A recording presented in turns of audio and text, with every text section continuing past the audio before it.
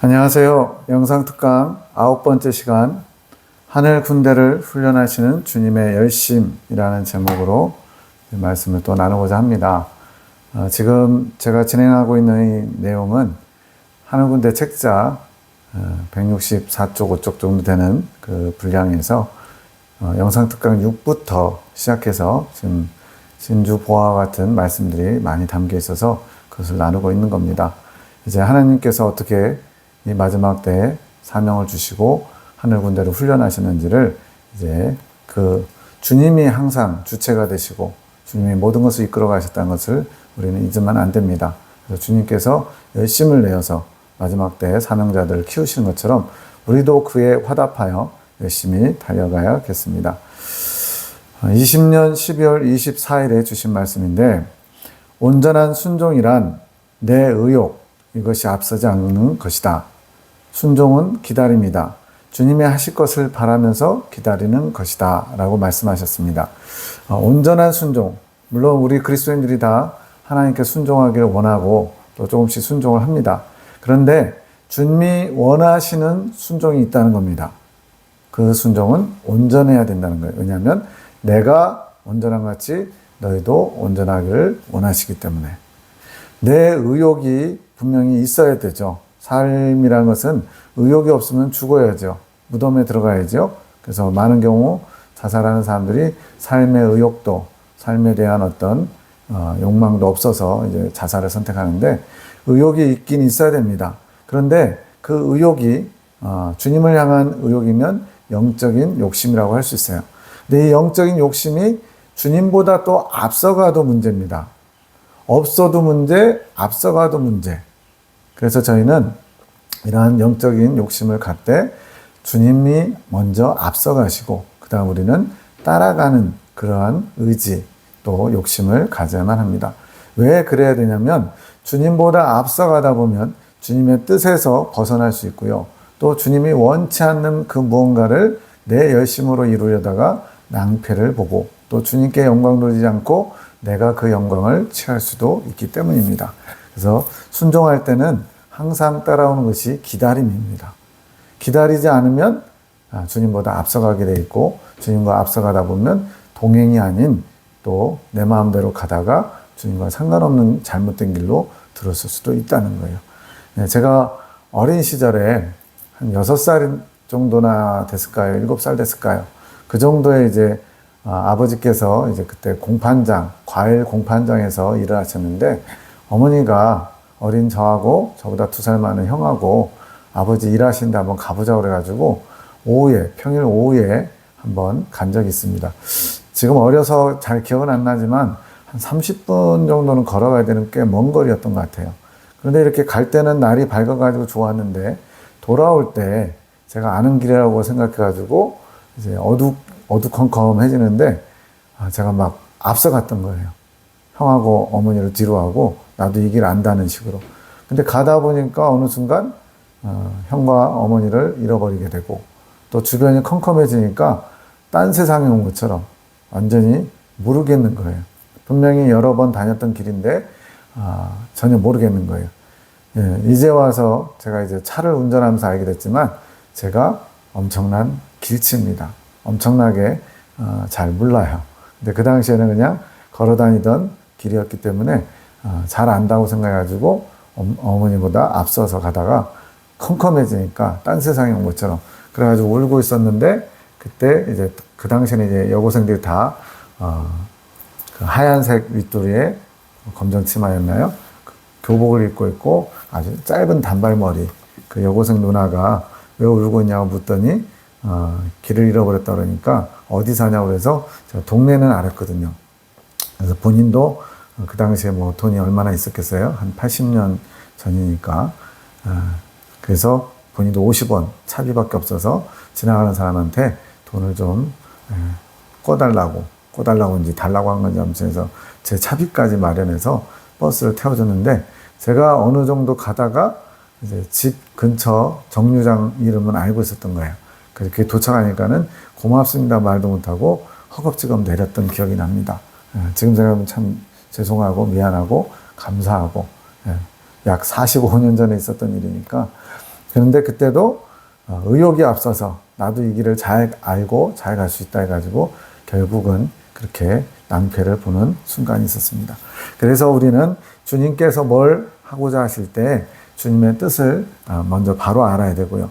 그리고 그 뜻에 부합해서 우리도 움직여야 되는데 문제는 너무 앞서가다 보면 낭패를 당할 수 있다는 거예요. 그래서 주님이 하실 때까지 기다리는 과정이 필요합니다. 근데 이 기다리는 과정이 어떤 시간 낭비가 아니라 그 기다림을 통해서 우리도 훈련받는 거예요. 주님을 어떻게 따라가야 되는지 또 주님이 하시는 일들을 세세히 옆에서 지켜보면서 이럴 때 주님은 이렇게 하시는구나 라는 걸 깨달으면서 다음번에 또 비슷한 상황이 되면 이제는 주님의 방법으로 더 할 수 있겠죠. 또 한 가지는 마치 모든 곡식들이 또 과일들이 여름이라는 긴 장마와 또 여러 가지 뜨거운 햇볕을 참아내면서 잘 견뎌내면 가을에 풍성한 열매를 맺듯이 이렇게 익어가는 시간이 바로 기다림의 시간입니다. 사랑하는 사람을 기다리면 그 기다림이 결코 지루하지 않습니다.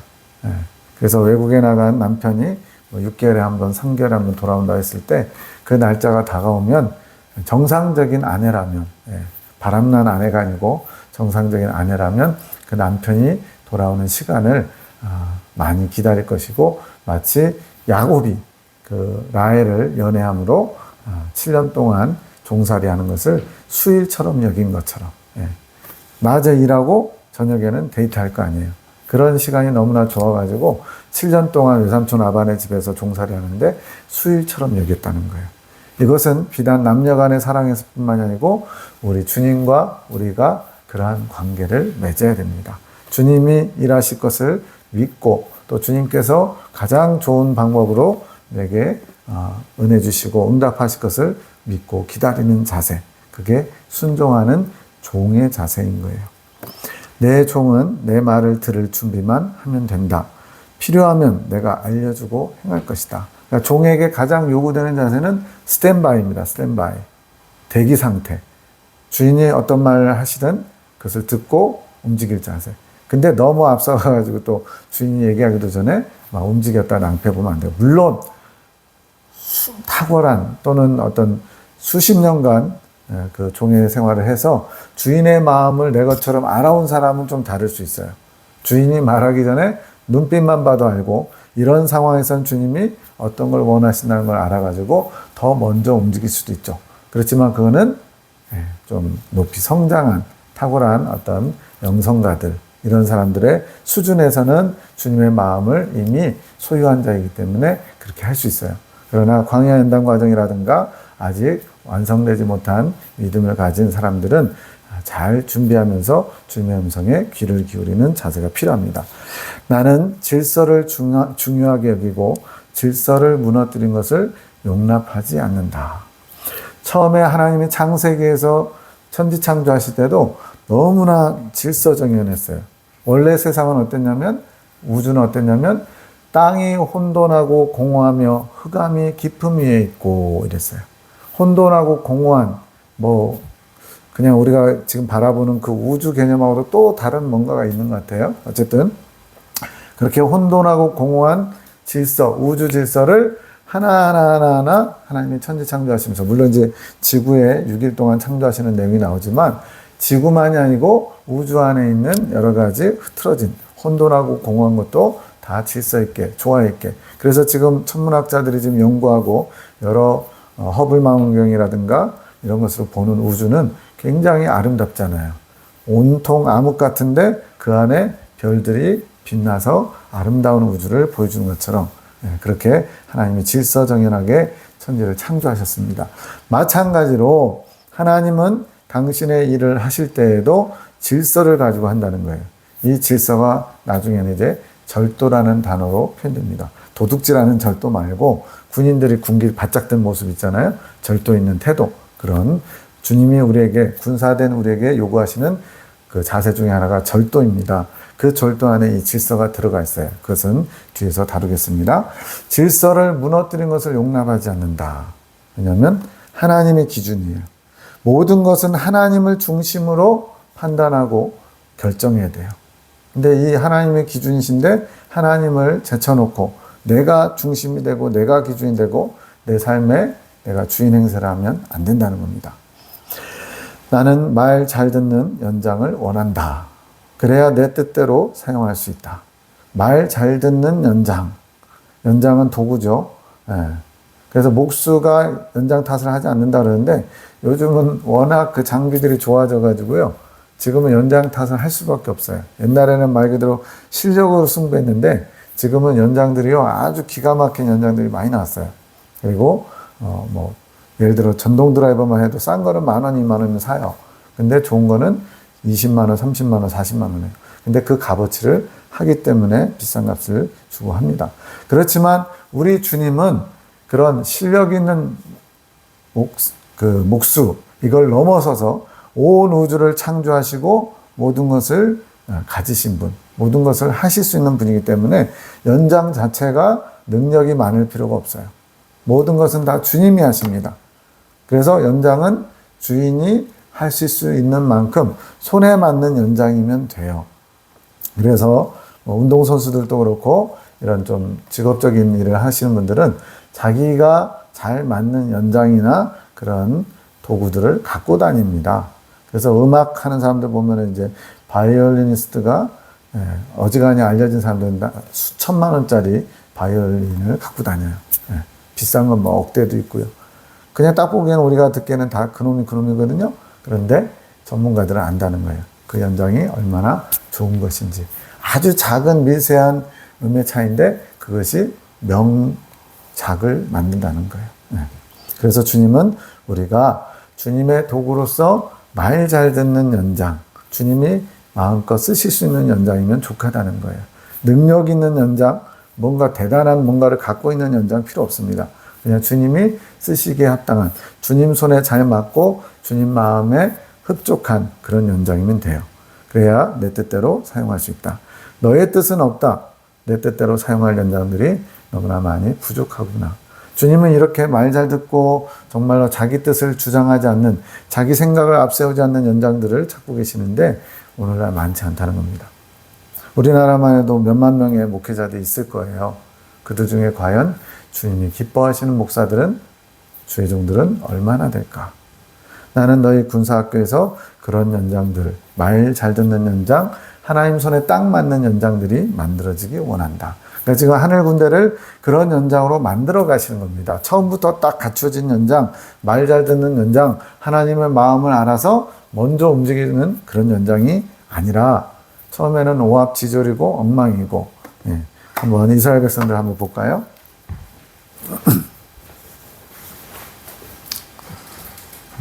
여기 이스라엘 백성들이 애굽에서 나올 때는 말 그대로 야반도주하듯이 아주 급하게 나왔습니다. 그래서 애굽에서 나와서 며칠 만에 홍해 앞에서 원망하고 불평하다가 바로 군대가 추격해 올 때 가까스로 하나님의 도우심으로 극적으로 홍해를 통과하죠. 그리고는 얼마 동안 또 만나와 메추라기를 먹으면서 신나게 광야를 지나갑니다. 그런데 또 이제 여호와 이제 하나님의 특별하신 선미 가운데 아말렉 군대가 쫓아와가지고 뒤에 처진 그 노약자들을 공격하는 아말렉 군대로 인해서 어려움을 당하죠. 이때 모세가 아론과 훌의 도움을 받아 팔이 내려오지 않음으로써 승리를 거둡니다. 그래서 이제 1월 14일에 이제 6월절을 보내고 출발해서 제 3월에 이제 언제라고는 안 나옵니다. 3월에 이제 약속의 또 과정인 시내산에 도착하게 돼요. 하나님께서 여기서 모세에게 내가 너를 만나는 장소다 말씀하셨거든요. 그래서 시내산에 도착했는데 여기가 한 2달 조금 덜 걸린 거예요. 2달 정도. 그런데 이 시내산에서 성막을 만들고 율법을 주셨습니다. 왜 주셨을까요? 이제는 이 율법을 지키는 나의 백성이 되라고. 그리고 성막도 만드셨어요. 그래서 이 이후부터는 성막을 중심으로 진도치고 또 행군할 때도 성막을 중심으로 행군하는 거예요. 성막에서 구름 기둥이 떠오르면 전진하고, 구름 기둥이 이제 멈추면 또 멈추고, 밤에는 불 기둥으로 그 추운 데를 지켜주시고, 이렇게 하나님께서 두 번째 연단을 통과하고 나서는 성막을 통해서 하나님 중심의 삶을 우리에게 원하십니다. 이제는 그 전에는 군대라는 단어가 시내산에서 성막 만들기 전에 한 번인가 살짝 나오긴 해요. 그러나 대체적으로는 그냥 군대란 표현이 거의 안 나오는데 저 시내산에서 출발할 때부터 하나님의 군대, 이스라엘의 군대 이런 표현들이 나와요. 즉 질서정연하게 군사다운 모습을 갖춘 게 바로 저 두 번째 날을 통과하고서 시내산에서 출발할 때 하나님 중심의 영적인 어떤 전쟁 또 영적인 그 어떤 싸움에 나가서 승리할 수 있도록 하나님 본격적으로 훈련하시는 게 저 과정이라는 거예요. 그래서 군대로서 군사로서 절도 있게 또 조심성 있게 그렇게 하나님 앞에 쓰임 받기를 원하셔서 너는 네가 대단한 연장일 필요 없다. 주인님 나의 손에 잘 맞는 연장, 내 말을 잘 듣는 연장이면 족하다라고 말씀하신 겁니다. 이것이 이루어지기 위해서는 무조건적인 순종. 제가 조금 장난삼아 생각해 보는 건데 가스라이팅 같아요. 요즘 사회적으로 많이 문제가 되잖아요. 그런데 사람이 하는 가스라이팅은 분명히 안 좋은 거죠. 왜? 그 사람의 욕심을 위해서 어떤 사람을 완전히 장악하는 거니까. 그러나 우리는 하나님께 가스라이팅 당해야 됩니다. 왜? 하나님께 가스라이팅 당해서 하나님의 사람이 되고 하나님밖에 모르고 하나님을 두려워할 줄 아는 사람이 되는 것이 주님께서 원하시는 참종의 자세이기 때문에.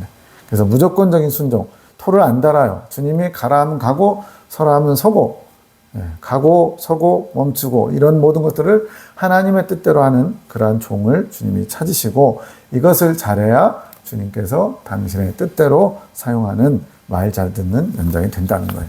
여기에 꼭 필요한 것이 믿음과 순종이라는 거예요. 믿음은 뭐냐? 하나님이 가장 모든 것을 다 하실 수 있고 또 나를 가장 잘 아시고 가장 좋은 길로 인도하실 거라는 절대적인 신뢰. 절대라는 단어는 우리가 하나님께만 써야 돼요. 절대자. 우리는 뭐 하다 보면 절대 나 그거 안 해 그러는데 절대라는 말은 결코라는 뜻이거든요. 결코 뭐를 안 한다고 했고 결국엔 또 어떤 뭐 마음이 풀어져서 하기도 하고요. 또 타협하기도 하고요. 그게 우리의 모습이에요. 근데 우리는 하나님 앞에 절대자 앞에 무조건적인 믿음을 가지고 신뢰를 가지고 그분의 뜻이 나타나면 순종하는 자세가 필요합니다. 이 믿음과 순종의 훈련이 곧 믿음의 훈련이고 또 하나님께서 군사로 세우시는 훈련인 것이죠. 12월 24일에 또 말씀합니다. 통변은 기능적인 것이어서 마귀가 더 틈타기 쉬운 것이다. 자, 통변이라는 것은 방언을 이제 하나님의 언어라고 하죠. 방언을 하게 되면 그냥 들었을 때는 방언을 통해서 무슨 말인지 알아둘 수가 없어요. 대체적으로. 그러다 보니까 통변을 해야만 그것이 너희에게 유익하다. 바울은 그렇게 가르쳐 줍니다. 근데 저도 처음엔 잘 몰랐을 때는 방언도 우리 언어처럼 이렇게 체계가 있어가지고 예를 들어 제가 하나님이 세상을 이처럼 사랑하사 독생자를 주셨으니 그러면 이런 단어들 있잖아요. 하나님은 방언으로 어떤 단어, 뭐 세상은 어떤 단어, 물론 이제 다양한 방언들이 있는데 다 그렇게 단어와 단어가 매치되는 줄 알았어요. 나중에 알고 보니까 이 방언에서 하는 거는 뭐 랄랄라 방언도 있잖아요. 뭐 그것이 맞다 틀리다를 얘기하고 싶진 않고 그런 랄랄랄라 소리인데 이제 영적인 귀를 가지고 계신 분들 또 통변의 은사를 가지신 분은 그 안에서 심령이 하는 소리를 듣는다는 거예요. 그래서 통변이 되면은 그 사람이 하나님께 하는 뭐 하나님 제가 당신을 사랑합니다. 만나고 싶어요. 도와주세요. 제 영혼을 구해주세요. 이런 것들이 이제 방언하는 사람의 심령의 소리가 들려서 그걸 통변이라고 합니다. 근데 문제는 기능적인 것이다. 이건 무슨 의미냐면 통변 자체가 그 사람의 어떤 그 약간 은사적인 그 어떤 능력 그런 부분이 있기 때문에 내 영이 깨끗하고 하나님 앞에 신실하게 잘 서 있을 때는 괜찮아요. 그런데 내 영이 지금 조금 상태가 안 좋고 또 마귀의 어떤 틈을 보고 있다가 이제 통변을 하게 되면 내 생각이 섞일 수도 있고요. 또 잘못된 통변을 할 수 있어서 마귀가 그런 걸 사용해서 틈을 타서 오히려 통변을 해줬는데 유익하게 하는 것이 아니고 오히려 더 해롭게도 할 수 있다는 거예요. 예를 들어서 방언을 해가지고 통변이 이제 잘 되는 사람들이 이제 알게 돼가지고 통변을 자꾸 청해요. 그러다 보면 마음이 높아질 수도 있고요.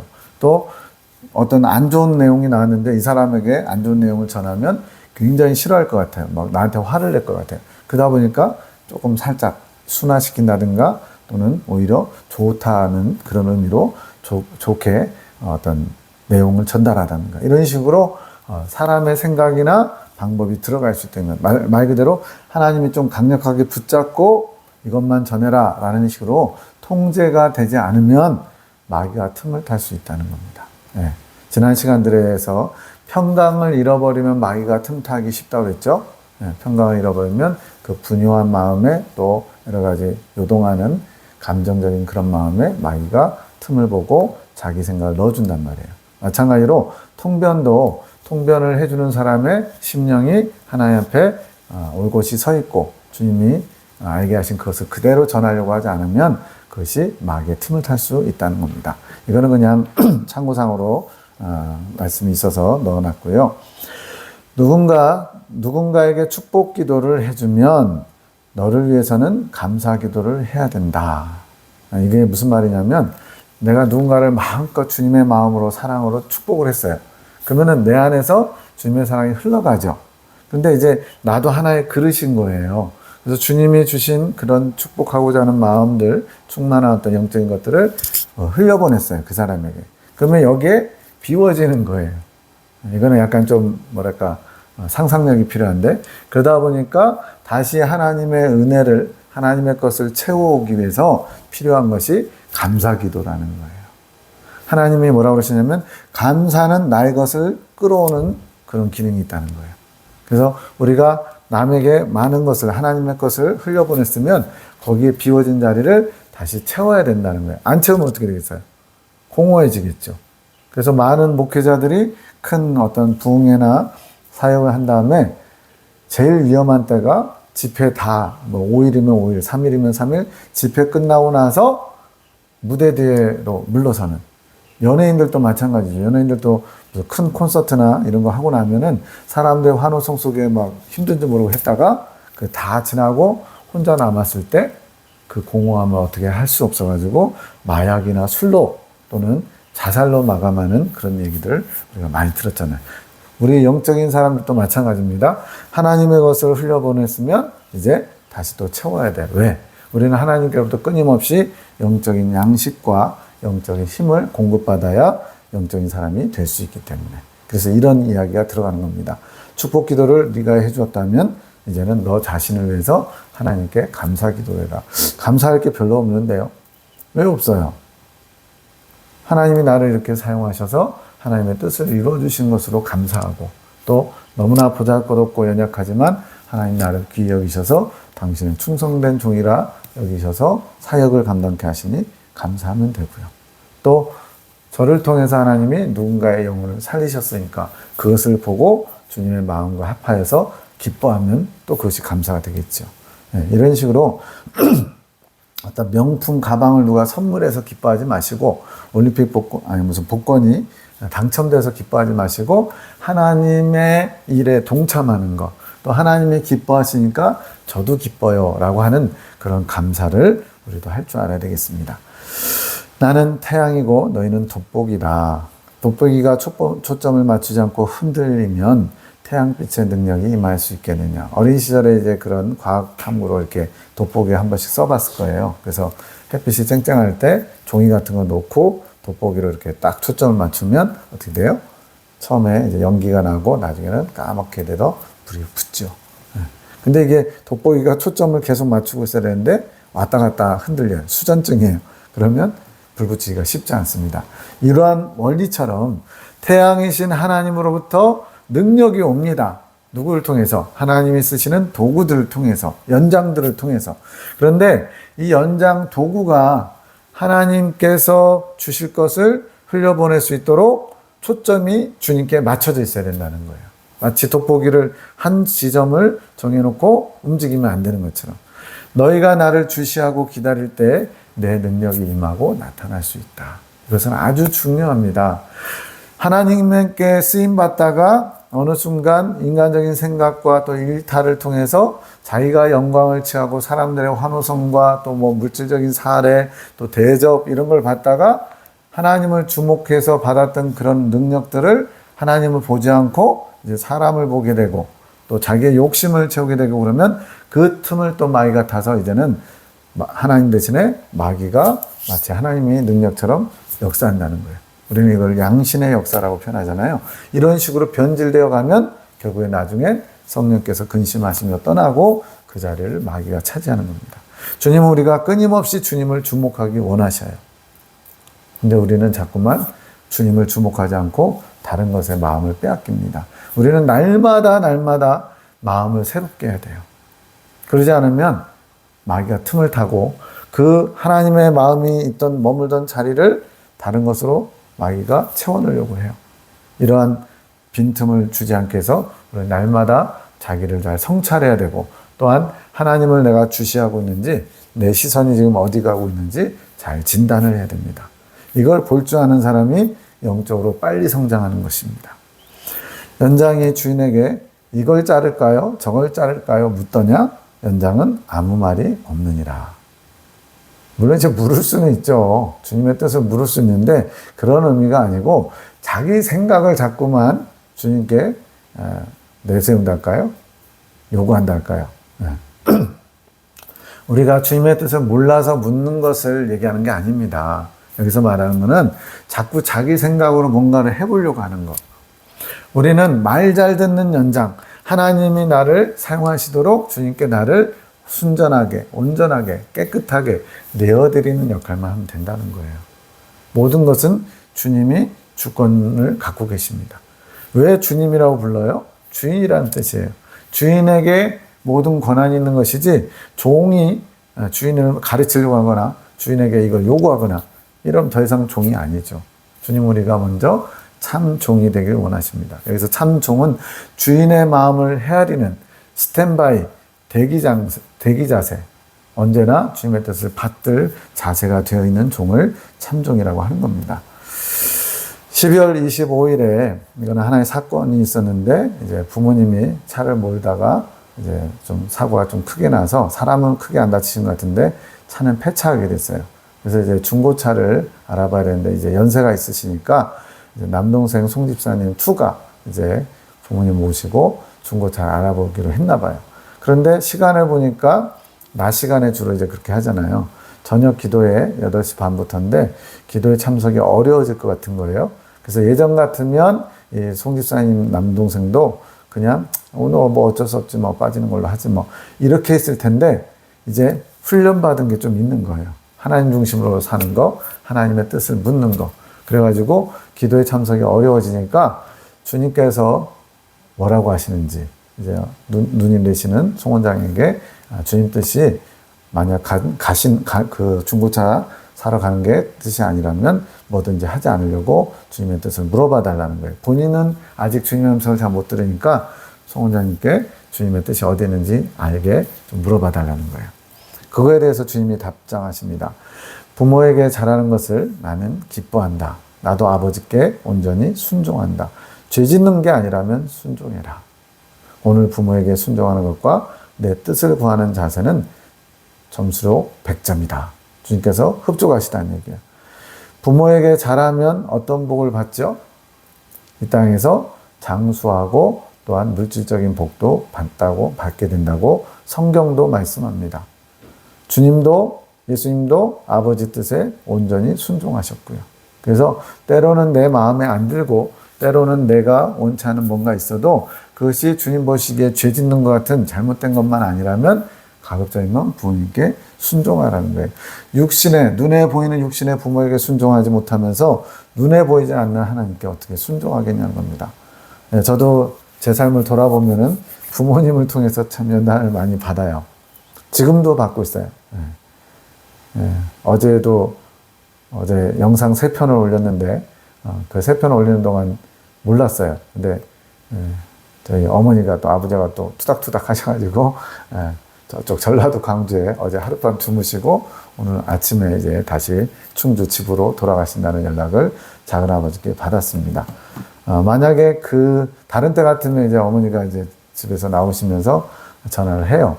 아버지랑 싸워서 나왔다고. 근데 저한테 만약에 연락을 줬으면 아마 어제 영상 3편 올리는 거는 불가능했을 거예요. 제 마음도 많이 심란하고 어렵고 이런 게 뭐 1년에 한 많을 때는 서너 차례도 있었거든요.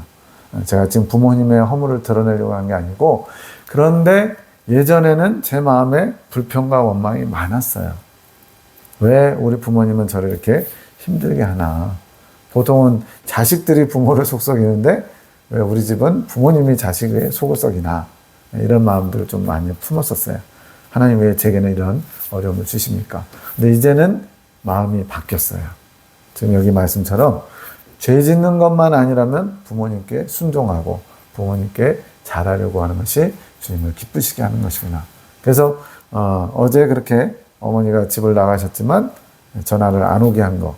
이제 저한테 조금 혼날까봐 제가 이제 싫은 소리 막 하거든요. 그냥 좀 다른 데 산책 나가 있다가 몇 시간 지나서 가시면 될 거 왜 광주까지 내려갔냐고 뭐라고 할까봐 전화를 이제 안 하신 것 같아요. 근데 그 덕분에 어쨌든 하나님의 일 감당하게 되었고 또 지금에 와서는 이제 그런 일들이 이제 다 지나가는 것으로 뭐 때로는 이제 뭐 큰 일도 있었을 거 아니에요. 뭐 많은 일들이 있었는데 예전처럼 요동하면서 걱정하면서 두려워하면서 분노하면서 낙심하면서 그러지 않고 이 모든 것을 다 주님이 주관하고 계시다라는 것을 믿고 맡기는 겁니다. 그래서 주님이 말씀하시는 것은 언제나 옳습니다. 주님의 뜻은 언제나 진리입니다. 우리가 계시를 받을 때도 이미 영상 특강 1번에서 자세히 다뤘지만 저도 그냥 계시에 뭐 맞고 안 맞고 때문에 이제 참고사항 정도로 여겼어요. 그러나 이제 제 마음 자세가 달라졌습니다. 이제 하나님이 주시는 메시지는 다 옳다고 여기고 다 귀하게 여기고 결과를 보지 않고 주님께서 그런 말씀의 뜻을 메시지를 주신 이유가 목적이 뭔지를 내가 몰라서 그러는 거니까 주님의 마음을 헤아리려고 하는 자세로 제 모든 것이 바뀌었어요.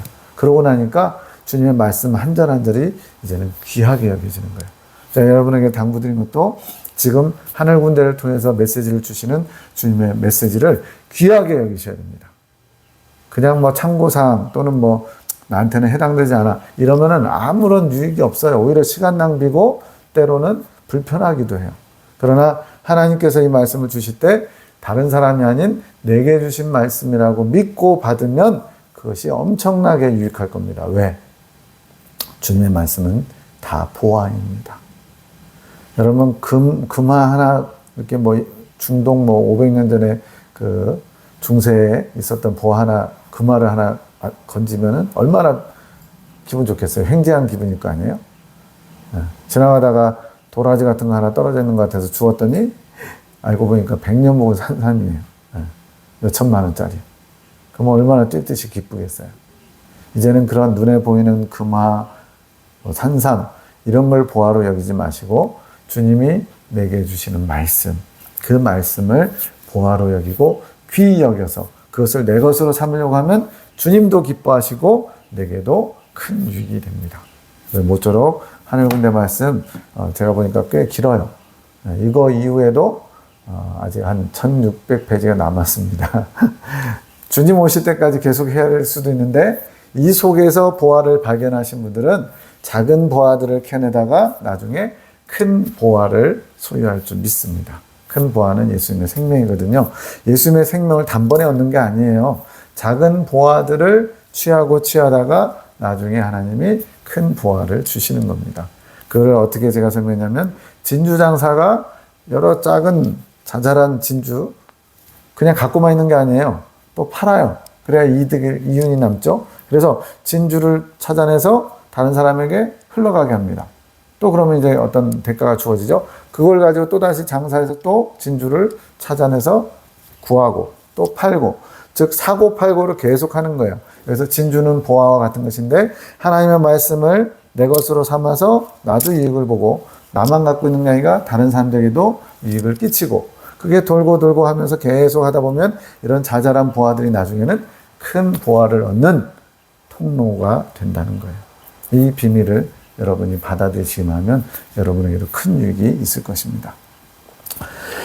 나는 너희 마음 중심이 담긴 아름다운 기도에는 항상 화답해주고 있다. 화답이라는 단어를 여러분 많이 들으실 거예요. 예전에는 그냥 일방적인, 주님도 일방적으로 우리에게 말씀하시는데 우리가 못 들어요. 그래서 주님은 일방적이지 않은데 주님 우리에게 언제나 누구에게나 지금 당신의 백성들에게 말씀하셔요. 근데 들을 수 있는 사람이 있고 듣지 못하는 사람이 있다는 겁니다. 그래서 화답은 주고받는 거예요. 주고받는 거. 주님은 말씀하시고 우리는 잘 듣고 또 우리가 주님께 아뢰고 주님도 듣고 계시고 여기 나오잖아요.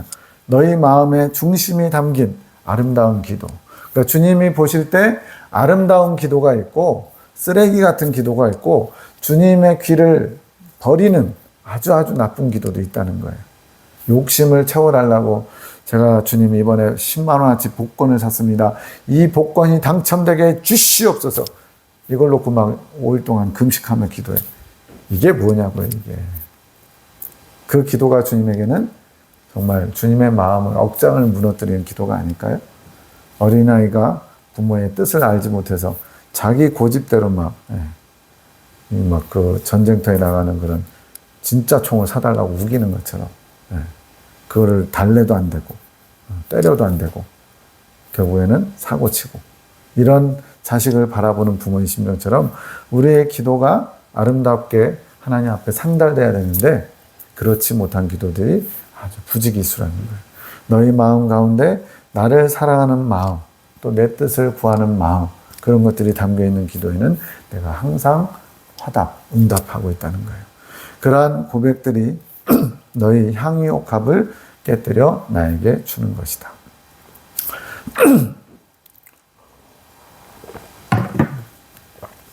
예수님이 베다니 지역에 들어가서 문둥병자 시몬의 집에서 말씀을 전하고 있을 때 한 여인이 다가와서 향유옥합을 깨뜨리죠.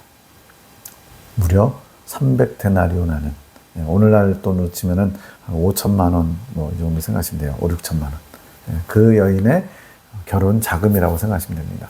그걸 깨뜨려서 예수님의 머리에 붓고 발도 자신의 머리칼로 닦고. 우리는 5, 6천만 원 없잖아요. 뭐 있으신 분도 있겠지만 그렇게 비싼 거 주님께 안 드려도 주님은 이러한 고백들, 우리의 마음이 담겨 있고 주님 중심으로 살고자 하는 뜻이 담겨 있는 그런 아름다운 기도들을 향유 옥합을 깨뜨려서 내게 준 것으로 받으신다는 거예요. 이게 구약의 성막에서 분향단의 향기로운 제물의 냄새, 또 향기로운 연기로 올라가는 번제단의 향기 이런 것들을 다 상징하잖아요. 이런 향유의 기도는 땅에 떨어지지 않는다. 우리가 기도했는데 많이 응답받지 못해요. 그러다 보니까는 이제는 기도를 안 하는 사람들도 많아요. 어차피 기도해봐야 응답 없어. 저희 어머니께도 아버지가 힘들게 하면은 하나님께 청원하라고 매달리라고 그러면 저희 어머니는 그래요. 아이 해도 안 돼. 그냥 네가 해. 그래요. 주님께서 하실 것을 믿고 기도해야 되는데 이미 해도 소용없어. 안 돼. 이런 내 스스로 제안하고 하니까 당연히 안 되죠. 이런 향유의 기도는 땅에 떨어지지 않는다. 즉 하나님께 상달돼서 하나님이 반드시 역사하신다는 거예요. 우리 모두가 기도 시간도 많이 해야 되지만 기도도 많이 해야 되지만 주님이 받으실 만한 아름다운 기도를 많이 했으면 좋겠습니다. 더 중요한 것은 주님이 지금 듣고 계시다는 거예요. 이 시간 이 강의도 주님께서 듣고 계실 것 같아요. 지금 이 자리는 저하고 집사람 2사람밖에 없지만 주님이 이 자리에서 제 강의를 듣고 계세요. 내 말을 잘 하나 안 하나, 내 뜻을 잘 전달하나 안 하나. 그래서 저는 주님을 기쁘시게 해드리려고 단어 하나에도 생각 하나에도 주님을 주목하면서 지금 전하고 있습니다. 나도 너희 기도에 화답한다. 화답은 듣는 것인데 나도 언제나 너희를 바라보며 주시하고 있다는 것이다. 주님께서 우리를 바라보시고 주목하고 계시대요. 지금 이건 제가 하는 말이 아니고 주님께서 예레미야 기도를 통해서 주신 메시지예요. 항상 우리들의 기도를 들으시려고 하고 우리를 주목하고 계시대요. 그럼 우리는 어떻게 해야 돼요? 우리도 주님을 주목하고 바라보고 무슨 말씀하시는지 들으려고 해야죠.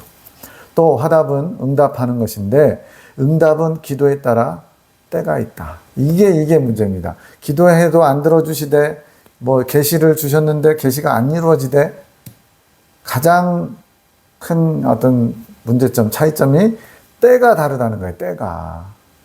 내가 원하는 이루어져야 될 때와 하나님이 이루고자 하시는 때가 달라요.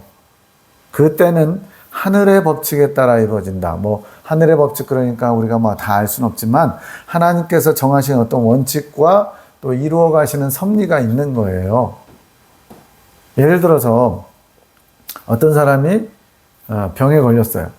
그래서 그 병을 낫기 위해서 하나님께 간절히 기도합니다. 근데 5년이 돼도 안 고쳐주셔요. 네, 하나님이 응답하시지 않나 보다. 포기할 게 아니고 하나님이 이 병을 왜 주셨을까? 이 병을 통해서 내게 이루고자 하시는 목적이 무엇일까? 여기에도 주목을 해야 돼요. 예를 들어서 이제 영적 성장 과정 중에는 어떤 그 연단받는 특별한 시기들이 있어요. 첫 번째 연단, 두 번째 연단. 이렇게 할 때는 극심한 어려움들이 있습니다.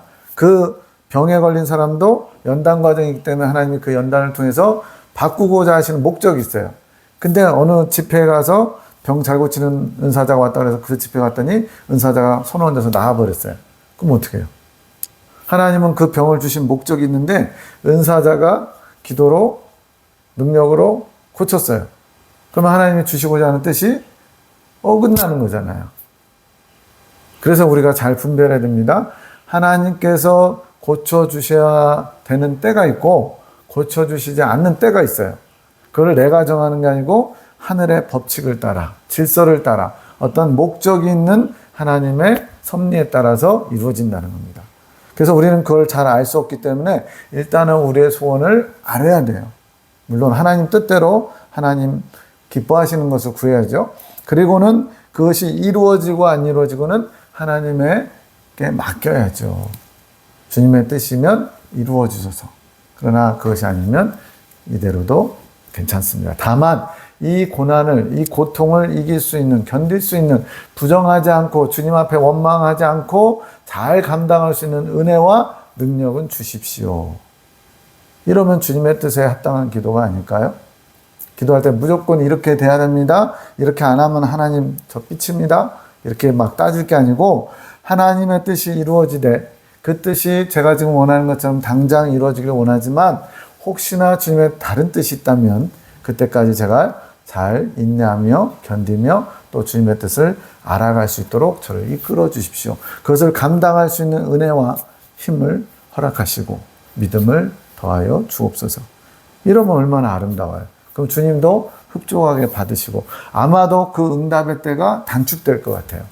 모든 것은 딱 정해져 있지 않습니다. 하나님께서 때로는 축소시키기도 하고 때로는 더 늘리시기도 해요. 모세에게 하신 말씀 보세요. 시내산에서 우상 숭배에 빠진 백성들을 향해 하나님이 내가 저들을 진멸하겠다.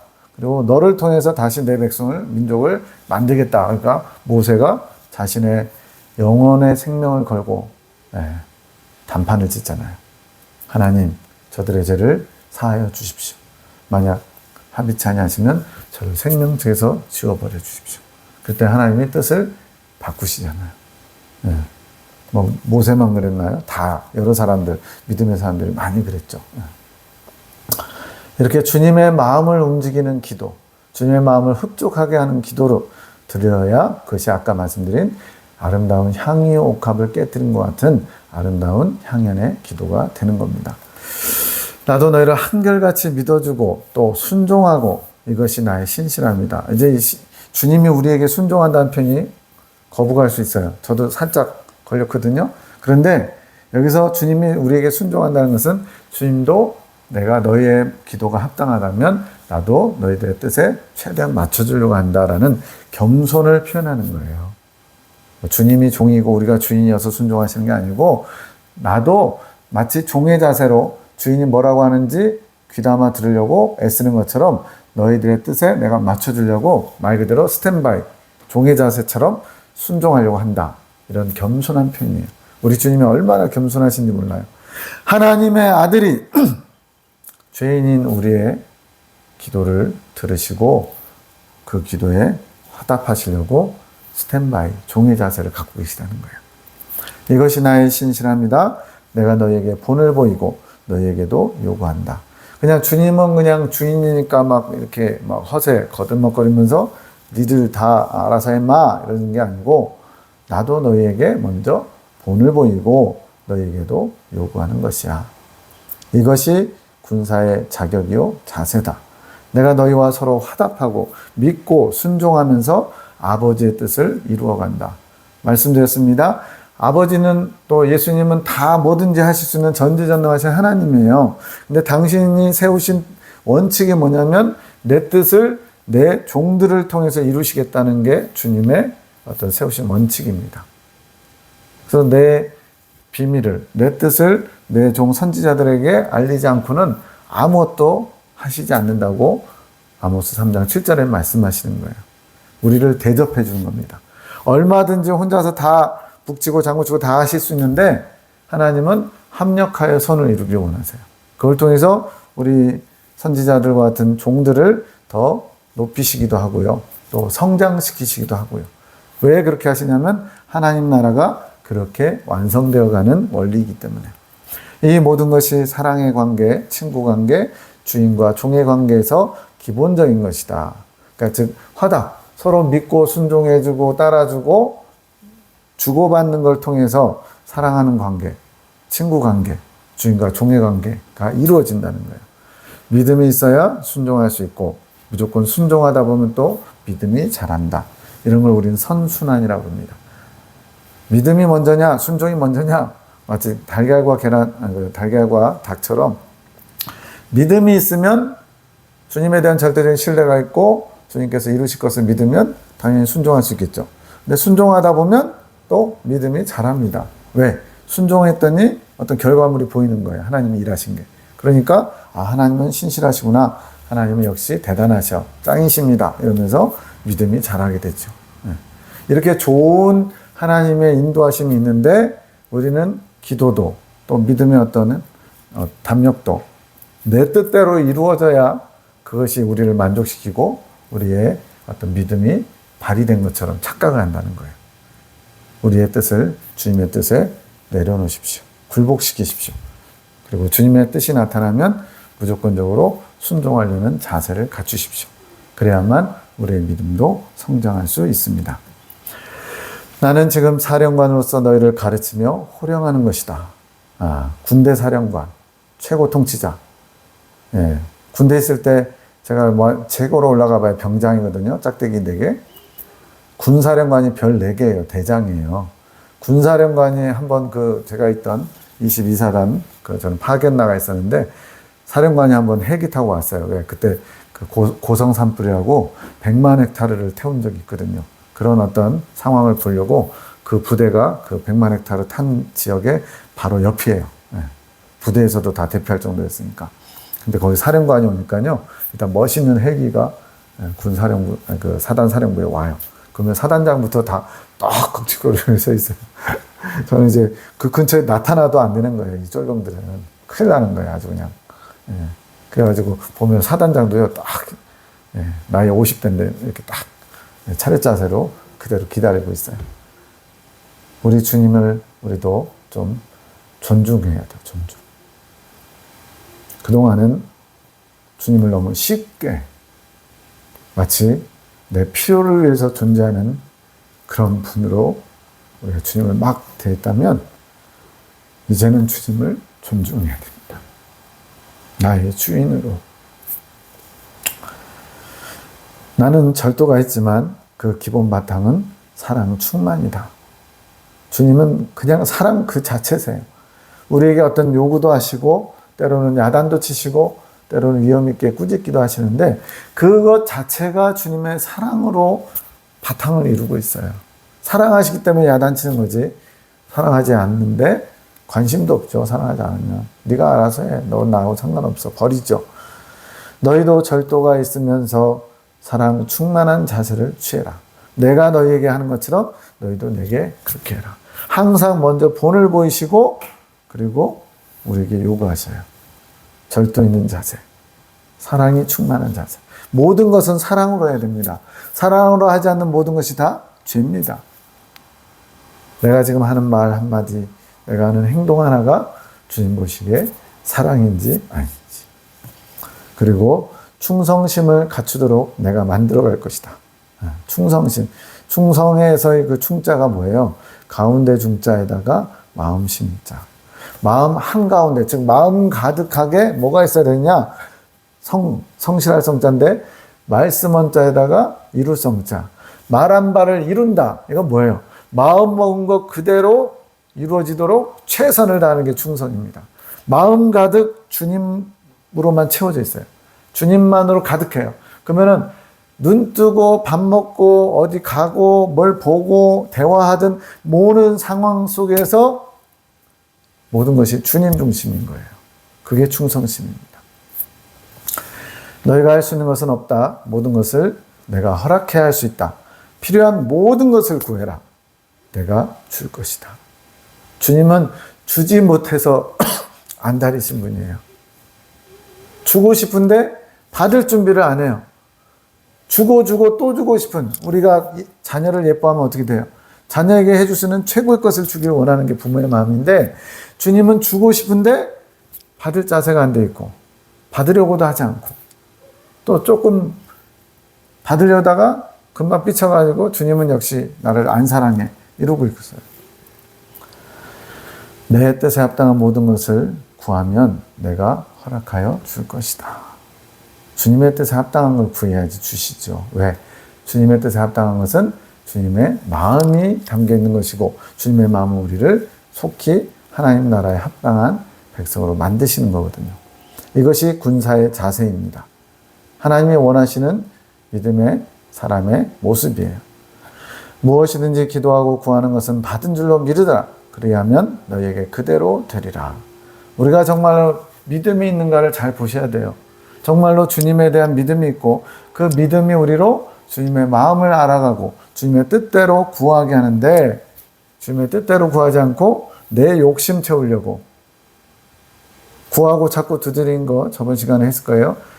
주님의 뜻을 구해야 되는데 내 뜻을 주님께 강요하고, 주님의 것을 찾아야 되는데 내가 원하는 것을 찾고, 그러니까 생명에 이르는 생명의 문을 발견하지도 못하지요. 조지 밀러가 5만 번 기도응답 받았다는 그 유명한 그 예화가 있잖아요. 5만 번이면은 그분을 그냥 뭐 믿음생활 50년을 잡으면 1년에 1000번 응답받은 거예요. 그럼 단순하게 생각해도 하루에 3번씩 응답받은 거예요. 저는 이 비밀을 알아요. 어떻게 이렇게 많이 응답받느냐? 주님 뜻대로 구하니까 당연히 응답받죠. 내 생각 조금도 없이, 내 욕심 조금도 없이 주님이 원하시는 기도를 하면 그건 무조건 응답이에요. 어떻게 하는 것이 주님의 응답이냐? 겟세마네 기도를 하면 됩니다. 예수님이 겟세마네 기도 뭐라고 하셔요? 아버지여, 할 수만 있거든 이 잔을 내게서 지나가게 하옵소서. 이게 주님의 기도 원하는 바였어요. 근데 뒤에다 또 하나 붙였어요. 그러나 나의 원대로 마옵시고 아버지의 원대로 되기를 원하나이다. 즉 지나가는 것인데, 이 잔을 안 마시는 게 예수님의 뜻인데, 그러나 아버지 뜻대로 되기를 원합니다라고 기도했으니까 마시던 안 마시던 다 주님의 뜻은 이루어지게 돼 있어요. 이게 기도응답의 비밀입니다. 뭐 허탈하다고요? 아닙니다. 주님 뜻대로 구한 건 다 주신다니까요. 그러면은 주님 뜻대로 내가 잘 몰라서 주님의 뜻이 아닌데 구한 거 있잖아요. 거기다 토를 다시면 돼요. 한마디 덧붙이시면 돼요. 그런데 이게 주님의 뜻이 아니면 저는 받지 않아도 상관없습니다. 주님 뜻대로 하옵소서. 그럼 그것도 응답받은 거 아니에요. 이제 저와 여러분이 이걸 아시게 됐으니까 이제 날마다 응답받으시길 축복합니다. 말에 조심성을 가져라. 모든 말을 할 때 내가 기뻐할 것인지 늘 생각하면서 말해라. 이게 쉬운가요? 말 많은 사람은 성경에 다 나옵니다. 말에는 말 많은 사람은 실수가 많다. 차라리 침묵하면 있어 보여요. 지혜가 있어 보여요. 저도 말이 많은 사람이었는데 지금도 좀 말이 많지만 그러나 이제 많이 조심합니다. 여기서 한번 걸러요. 생각해서 이 말을 해도 되나? 한번 걸러요. 그 다음에 여기서 한번 또 걸러요. 이 말을 했을 때 재밌는 농담인 것 같은데 혹시나 주님이 기뻐하시지 않으면 안 해야 되겠다. 예전에 이런 거 없었어요. 그냥 괜찮아. 그냥 어차피 이 정도야 뭐 하나님도 그냥 이해하시겠지. 근데 지금은 제가 생각으로 한번 거르고요. 이 입에서 수문장을 세워서 또 한번 걸러요. 그래서 예전에 5번 농담하거나 영양가 없는 얘기를 했다면 지금은 1번, 2번 할까 말까 그래요. 이거는 훈련입니다. 주님께서 기뻐하실지를 늘 생각하면서 조심, 조심, 또 조심. 이게 절도 있는 모습이라는 거예요. 군사의 자세라는 거예요. 입에 들어가는 것이 사람을 더럽게 하는 게 아니라 입에서 나오는 그것이 사람을 더럽게 한다.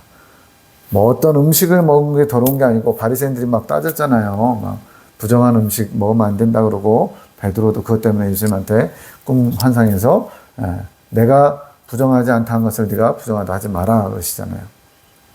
들어가는 게 더러운 게 아니고 나오는 게 더럽대요. 왜? 속에 있는 게 나오는 거예요. 우리의 말은 다 생각과 감정과 의지 속에 들어있는 것이 나오는 겁니다. 입으로 표출되는 건데 그 속에 부정한 것, 더러운 게 있다는 거예요.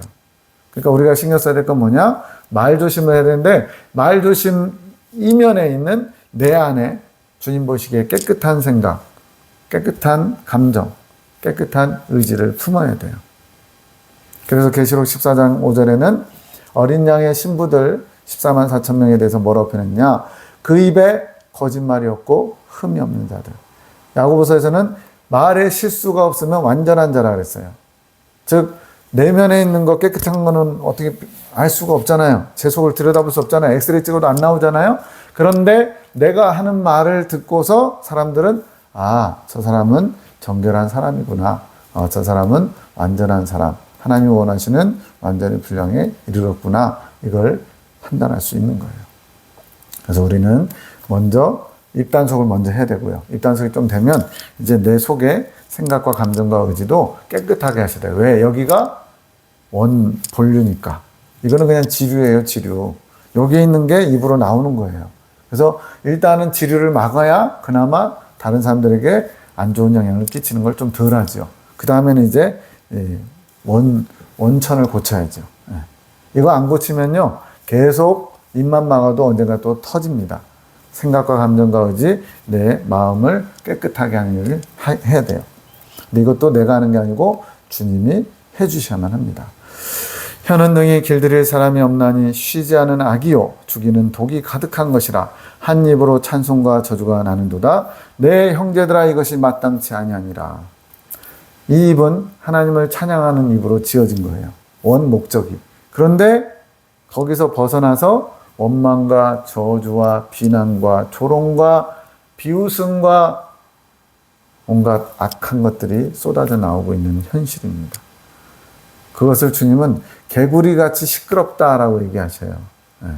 계시록에 나오는 표현인데 개구리 같은 새의 더러운 영이 적그리스도 입에서 둑불짐승 입에서 또 마귀 용의 입에서 나와서 온통 주님 보시기에는 그 비 온 날 그 청개구리들 시끄러운 것처럼 그렇게 들린다는 거예요. 왜 쓸데없이 주님 앞에 그런 저주받는 그런 사람들과 같은 모습을 보여야 합니까? 이제 내 입을 잘 단속하고 주님께서 이 말을 기뻐하실까 한 번 더 생각하는 저와 여러분이 되시기를 축복합니다. 주님이 또 이런 말씀하십니다. 송원장은 제정신이 아니다. 모든 것이 내게 온통 사로잡혀서 자신에 대한 생각이나 정신이 없다. 그래서 제정신이 아니라 정신조차 내 정신이다.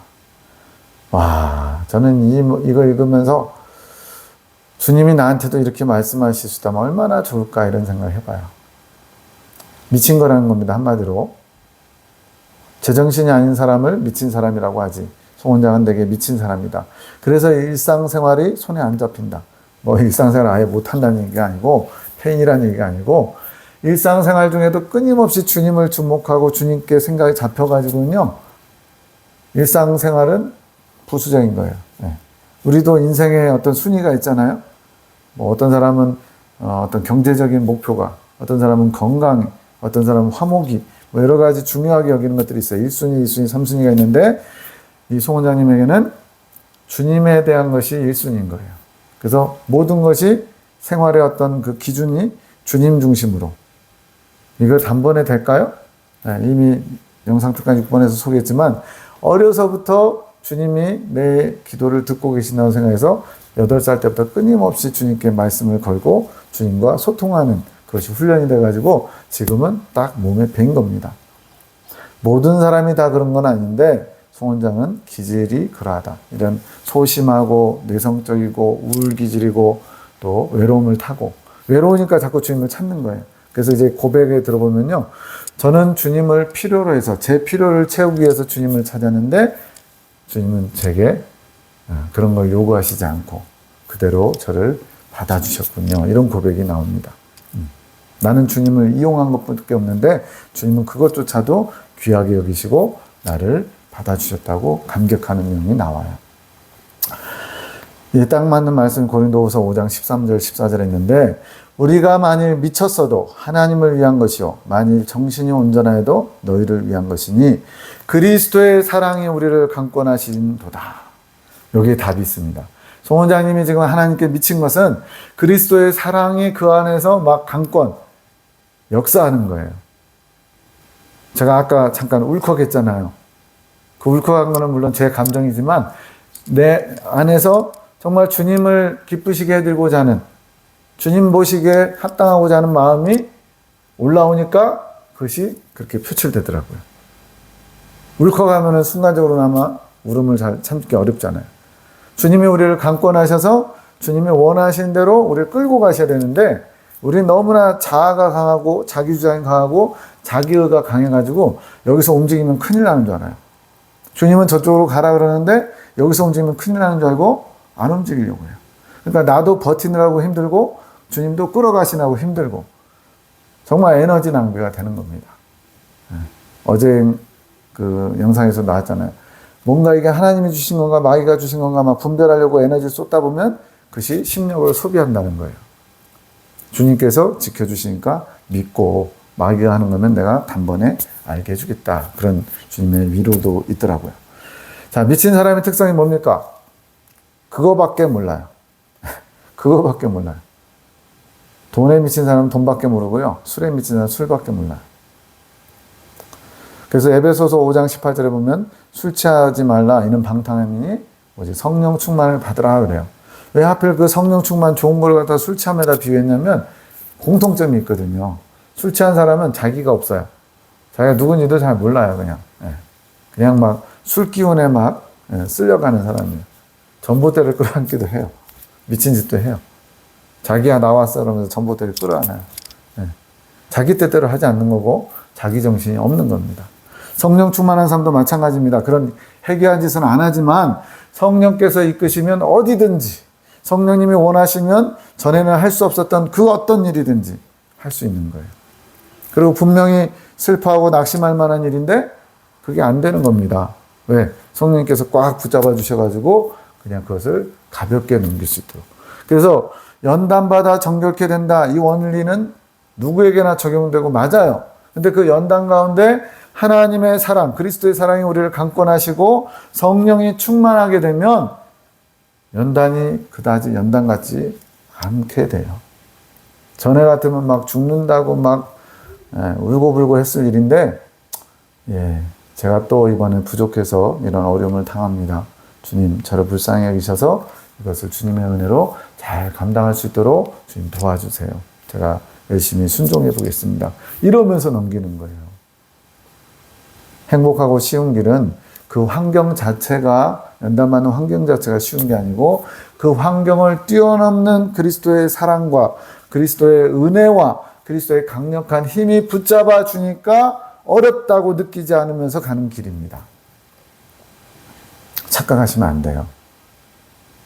성경의 핵심 진리에 없는 누구나 다 거치고 사는 환경에 연단 통해서 정결해지는 거지 어디 행복하고 쉬운 길이 어딨냐고 연단받는 게 어떻게 쉬운 길이냐고 연단받는 환경 자체가 쉽다는 게 결코 아닙니다. 그런 환경을 뛰어넘을 수 있는 능력, 은혜 주님의 사랑이 붙들어 주시니까 그것을 아무렇지 않게 넘어갈 수 있다는 의미죠. 12월 28일에도 말씀합니다. 군사에 절도 있는 자세는 긴장감을 갖는 것이다. 다른 사람 말할 때 끼어들어 농담하지 말아라.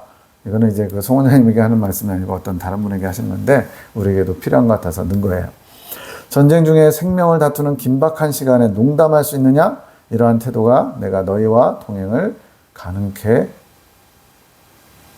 여기서 가능케 하는 것이다가 아니라 가능케 하지 못한다라고 해야 되겠네요. 왜냐하면 여기서 농담하는 자세니까. 긴장감을 갖는 자세가 내가 너희와 동행을 가능케 한다. 이겁니다. 절도, 아까 절도는 뭐라 그랬어요? 질서. 질서는 하지 않았나요? 절도는 질서와 조심성과 긴장감을 갖는 자세. 제가 종합적으로 말씀드린 겁니다. 절도 있는 자세는 군사의 자세인데 조심성, 그리고 질서, 그리고 긴장감을 갖는 거래요. 긴장감이란 건 내가 지금 전쟁터에 나와 있는 출병한 병사처럼 생각하는 겁니다. 저쪽에서 막 적군들이 와 하면서 지금 쳐들어오는 소리가 들려요. 여기서는 지금 풀어져가지고 농담 따먹게 하거나 또는 뭐 도박을 하거나 먹고 마시고 쉬고 있지는 않을 거 아니에요. 저쪽에서 막 함성 소리가 들리는데 그때는 긴장하면서 무기를 꺼내 들고 언제 쳐들어와도 맞서 싸울 준비를 하겠죠. 이것처럼 너희는 지금 영적 전쟁터에 있다는 거예요. 왜? 마귀가 우리를 넘어뜨리려고 호시탐탐 노리고 있는 겁니다. 마귀는요, 쉬지도 않아요. 하나님, 아버지가 일하시니 나도 일하신다. 예수님도 일하시죠? 천사들도 엄청 바쁘죠? 마귀들도 바빠요. 마귀들도 그냥 욥기에 보니까 하나님 보좌에 하나님 허락하셔서 삼층천 보좌인지 마귀가 그 앞에 나옵니다. 너 어디서 왔냐? 그랬더니 두루 다니면서 돌다가 왔대요. 그 두루 다닌 게 뭐예요? 베드로서에 있는 것처럼 삼킬 자를, 배고픈 사자가 삼킬 자를 찾는 것처럼 그렇게 마귀가 찾아다니는 거예요. 밥이 될 사람들. 어떤 사람들이 밥이 될까요? 긴장감을 잃은 사람들. 쉽게 생각하는 사람들. 이 정도야 뭐 하면서 대충 적당히 타협하려고 하는 사람들. 이런 사람들에게 마귀는 쉽게 틈을 타고 들어간다는 겁니다. 계시가 흐르게 하여라. 너를 통해 많은 영혼들에게 육과 혼과 영을 찔러 쪼개어 심령을 감찰하여 나의 뜻과 계획들을 알게 할 것이다. 많은 이가 믿음이 없어 성경 속 나의 말들을 살아있는 말씀이 되지 못하게 했다. 너의 믿음 위에 내 말들이 선포되게 하며 능력으로 나타나게 하라. 계시가 흐르게 하라. 계시가 시냇물도 아닌데 뭘 흐르냐.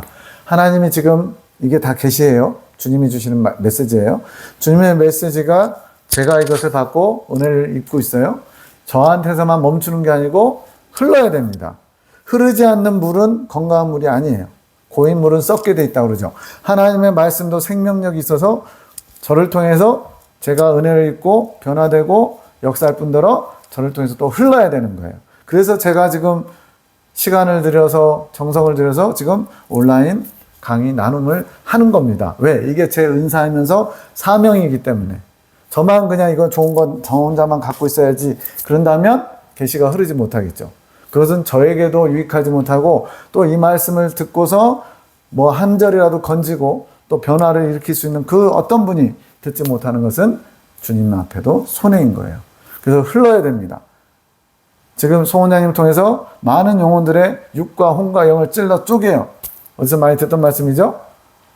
하나님의 말씀은 살았고 운동력이 있어서 혼과 영과 골수를 찔러 쪼개기는 그런 생명의 검, 사람을 변화시키는 검, 그 말씀의 검이 심령을 감찰해서 나의 뜻과 계획들을 알게 할 것이다.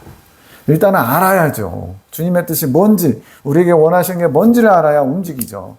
근데 주님의 뜻을 알지도 못하면서 주님의 뜻을 안다고 자기 뜻을 주장하고 자기 마음대로 그렇게 사는 사람들도 많다는 거예요. 많은 사람들이 믿음이 없어서 성경 속에 내 말들은 원래 운동력 있는 말씀이라고 방금 했잖아요. 하나님의 말씀 살았고 운동력이 있다고 분명히 기록되어 있는데 그 말씀이 살아있지 못한 겁니다. 살아있지 못하는 건 무슨 말이에요? 흐르지 못하기 때문에 어떤 사람의 죽어가는 영혼을 살릴 수 있는 능력이 되지 못한다는 거예요. 믿음 없이 선포된 게 어떤 영혼을 살릴 수 있을까요? 아닙니다. 우리의 믿음이 그 말씀을 살아 운동력 있게 생명력 있는 말씀으로 또 생명력을 부여하는 거예요. 내한테 생명력이 있는 게 아니고 우리의 믿음을 보시고 하나님이 거기 말씀에 생명력을 더하시는 거예요. 제가 여러분에게 믿음의 확신을 가지고 전하는 것과 이 말씀이 이렇게 있긴 한데 저는 잘 안 믿어지는데 여러분 혹시 믿으려면 좀 믿어보시죠. 어떤 일이 일어날 수도 있을 것 같아요. 이렇게 전하는 거하고 완전히 다르겠죠. 이겁니다. 하나님의 말씀은 살아있는데 믿음 없는 사람들의 그런 해석, 그러니까 설교자들도 말씀이 안 믿어지는데 설교는 해야겠고, 그래가지고는 믿지도 않으면서 저는 못 믿지만 여러분은 믿으세요. 실제로 그런 일들이 있다니까요. 미국의 무슨 학교에서 모인 사람들에게 예수님이 나를 위해서 죽어주셨고 나도 그 믿음을 따라 부활할 수 있다고 믿는 사람들 손들어 보라니까 절반도 못 들었다는 얘기를 들었어요. 목사들인데. 이건 제가 얘기한 게 아니고 어디서 봤어요, 분명히. 목회자 모임에서, 세미나인지 뭐해서 내가 예수님으로 말미암아 구원받았고 이제 부활하여 천국에 들어갈 소망을 가졌다고 믿는 분들 손들어 보라니까 절반도 못 들었다는 거예요. 이게 무슨 말이에요? 믿음이 아니라 직업으로 목사질을 하고 있는 겁니다. 이게 비단 그 미국 목사들만 얘기할까요? 우리나라의 목사들도 그런 분들이 많을 수 있어요. 기가 막힌 소리를 하는 분들도 많습니다. 순 터지는 거 보세요. 그 TV 매체를 통해서. 물론 처음에는 안 그랬는데 나중에는 그런 사람이 돼서 뭔가 사고를 저지르고 개독교 소리를 듣게 만드는 많은 목회자들이 있습니다. 절도는 질서다. 아까 말씀드렸죠. 절도는 조심성, 질서, 긴장감, 이게 다 서로 연결되어 있는 겁니다. 나는 철저하게 하늘의 법도와 질서대로 모든 일을 한다. 아까 이미 말씀드렸습니다. 연단의 목적, 하나님께서 그 사람을 병에 걸리게 하시거나 또는 무슨 오해를 받고 남들에게 미움받게 하거나 이러한 일들이 목적이 있다는 거예요. 그 사람을 더 거룩하고 성장시키려는. 예레미야 기도원도 그렇고 또 저도 그렇고 지금 교단에서 이거는 몰라서 그러는 건데 오해로 말미암아 잘못된 것을 하고 있다, 전하고 있다 이렇게 받아서 지금 배쳐가고 있어요. 근데 이러한 것들 자체에 막 씩씩대면서 변론하느라고 막 정신없으면 그리고 두고 보자, 나중에 보자, 내가 잘 돼가지고 복수할 거야 이런 마음 먹으면 주님의 뜻이 이루어질 수가 없다는 겁니다. 이러한 환경을 허락하신 주님의 뜻을 알아 그 뜻 가운데 내가 지금 할 수 있는 최선의 삶은 무엇인가, 주님의 뜻을 받드는데 초점을 두다 보면 때가 되면 하늘의 법도와 질서대로 하나님께서 당신의 뜻을 이루신다는 거예요. 저는 그래서 교단을 새롭게 회복시키신다는 말씀을 믿습니다. 지금 당장은 이루어지지 않았지만 언젠가는 반드시 될 거라고 믿어요. 왜? 사람이 세운 또 사람이 선포한 말씀이 아니라 주님이 선포하신 거기 때문에. 그 다음 오빠 이야기는 또 이제 그 구성원 중에 다른 한 분의 이야기예요. 오빠가 어둠의 역사로 친정엄마를 힘들게 한다.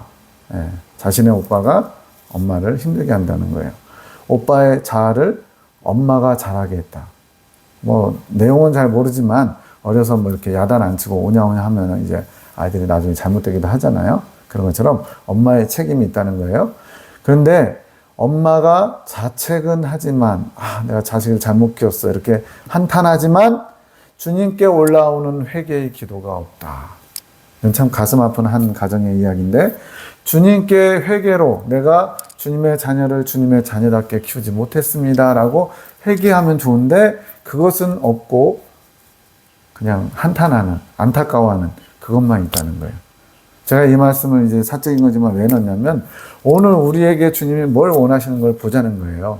아마도 이분도 지금은 이제 주님의 뜻대로 잘 하실 것 같아요. 근데 이 당시에 20년 이 당시에는 주님 보시기에 부족한 부분이 주님 앞에서의 나를 보는 것이 부족하신 것 같아요.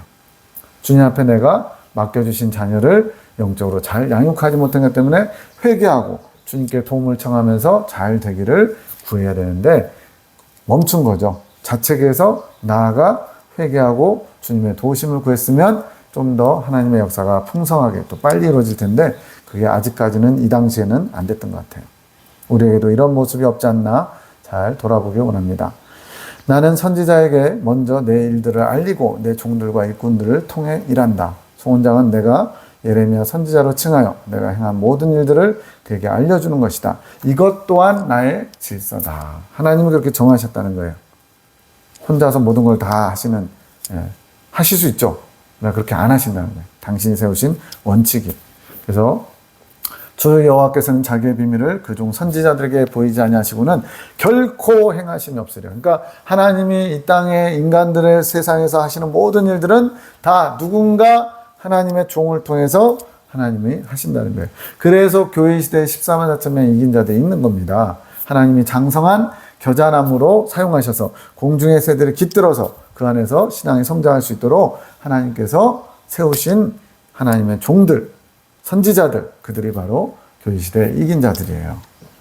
그래서 고린도후서 4장 1절에도 뭐라 하냐면 사람들이 마땅히 우리를 그리스도의 일꾼이요 하나님의 비밀을 맡은 자로 여길지어다. 그래서 저와 여러분은 자부심을 가지셔야 돼요.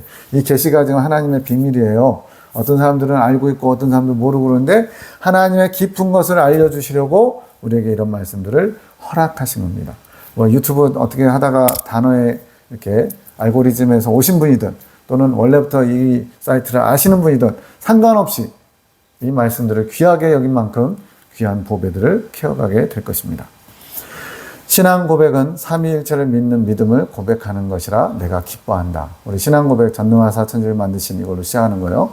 주기도문 아닙니다. 하늘에 계신 우리 아버지. 이거는 주님이 직접 가르쳐 주셨다 그래서 주기도문이고, 신앙 고백 사도신경은 사도들의 신조, 사도들의 믿음의 그 고백들을 역사가 흘러오면서 오늘날 이렇게 정리된 거예요. 그래서 어디는 성경에 나와 있지 않다고 이것을 안 하는데도 꽤 있다고 들었는데 그건 잘못된 거예요. 왜? 신앙 고백은 성경에는 없지만 성경의 핵심 중에 하나인 삼위일체 하나님을 고백하는 거거든요. 전능하사 천지를 만드신 하나님 아버지를 제가 믿사오며, 이거는 성부 하나님에 대한 고백이에요. 그 다음부터 그 외아들 우리 주 예수 그리스도를 믿사오니 이는 성령을 잉태하사 동정녀 마리아에게 나시고, 이건 쭉 어디까지 가냐면 본디오 빌라도에게 고난을 받으시고 장사한 지 사흘 만에 죽은 자 가운데서 다시 살아나셔서 주로서 산자와 죽은 자를 심판하러 오시리라. 사도신경의 80%가 다 예수님에 대한 고백이에요. 그리고 죄송하게도 지금 저희가 강조하고 있는 이 성령님의 역할은 아주 지금 대단하신데 거기는 짧아요. 성령님을 믿사오며 한 줄도 안 돼요. 예. 그렇지만 이렇게 세 분의 성부, 성자, 성령의 하나님을 고백하는 것이기 때문에 진실되게 신앙 고백하면 삼위일체를 바르게 믿을 수 있도록, 이상하게 믿어서 이단되거든요. 그리고 믿음이 자랄 수 있도록 주님이 도와주시겠대요. 그냥 요 말씀을, 주님 말씀을 받으면 주님의 역사가 일어납니다. 자, 이 부분은 이제 좀 새로운 건데 중요하기 때문에 또 넣습니다. 이제 그 박 집사님이라고 이제 그 꿈의 해석 보충 계시라고 합니다. 하나님이 이제 사역자로 쓰시는데 꿈의 사명을 주셨어요. 꿈 해석의 사명. 그런데 아직 이제 시작 단계다 보니까 너의 꿈은 아직 온전하지가 못하다. 온전히 영적이지 못하다. 불순물들이 섞여 있다. 그러니 자의로 해석하지 마라. 내가 꿈을 꿨어요. 그럼 대충 이거는 무슨 내용일 것 같다 감이 오거든요.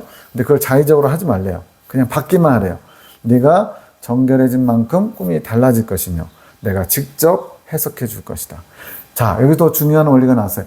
영적으로 성장하면 성장할수록 꿈도 달라지고요. 그 꿈을 더 깊이 있게 하나님의 보화를 캐낼 수 있는 보화들이 꿈속에 주렁주렁 열린다는 거예요. 그리고 독특하게도 꿈을 예수님이 직접 해석해 주셔요. 저도 처음 봤어요. 우리 교당 공동체도 여러 가지 꿈이나 환상, 예언 이런 것들이 활발한 편이거든요. 다른 교단에 비해서. 근데 해석은 꿈꾼 사람과 해석자가 다르고요. 또 환상 보는 계시자와 또 해석자가 보통은 달라요. 한 사람이 다 하질 않아요. 근데 놀랍게도 여기는 이 박 집사님은 해석까지 하나님이 주셔요. 근데 제가 지금까지 들어본 많은 그런 계시 예언 이런 것 중에서 놀랍게 아주 깊은 내용들이 많아요. 깜짝 놀랄 정도로 깊은 내용들도 많아요. 하나님께서 이렇게 귀한 보배와 같은 진리를 꿈속에 담아두시고 꿈만 들어서는 도저히 알 수 없는 그런 내용인데 마치 세상적인 것 같고만 이상한 좀 그래요. 막 연예인들 얘기도 나오고 뭐 이렇게 무슨 세상 무슨 놀이 같기도 하고. 근데 해석을 보면요. 정말로 기가 막히게 하나님이 우리가 인지하고 있는, 우리가 바라보고 있는 어떤 사람에 대한 평가가 있잖아요. 저 사람은 정직한 사람, 저 사람은 뭐 자기 희생적인 사람 이런 식으로 연예인을 볼 때도 저 사람은 순박한 사람. 그런 것처럼 그 꿈을 받고 있는 사람의 어떤 인지 상태를 사용하시고자 때로는 연예인이 나오기도 하고요.